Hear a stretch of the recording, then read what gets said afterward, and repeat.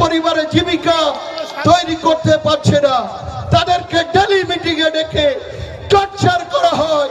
আমার মনে হচ্ছে তারা ওদের মিছিলে যেতে পারে, কিন্তু ভোটটা ওদের বিরুদ্ধে গিয়ে বলবে অত্যাচার সেজন্য আপনাদেরকে বলবো 29 তারিখ সকাল সকাল আমার মা বোনেদেরকে বলবো, আপনারা সব কাজ ফেলে, যেমন ঈদের সময় আমরা উৎসব হিসাবে সব কাজ ফেলে রেখে উৎসবে আনন্দে মেতে উঠি।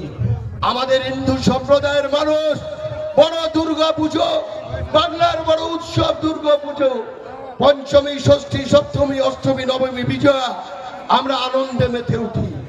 আমরা সব কাজ কাম বন্ধ রাখি।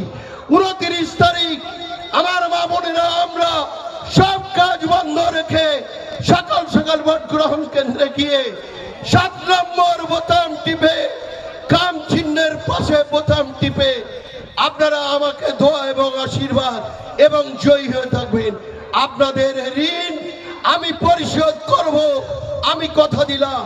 ওরা বলছে বিট্টু শাহজি জয়লাভ করে তৃণমূলে চলে আসবে।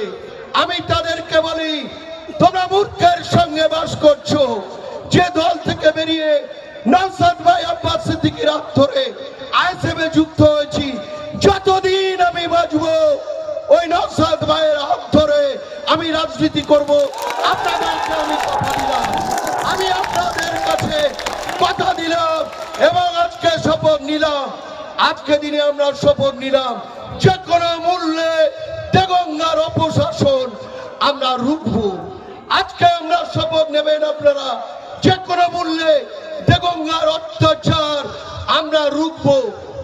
যে কোনো মূল্যে দেগঙ্গার দুর্নীতি মুক্ত আমরা দেগঙ্গা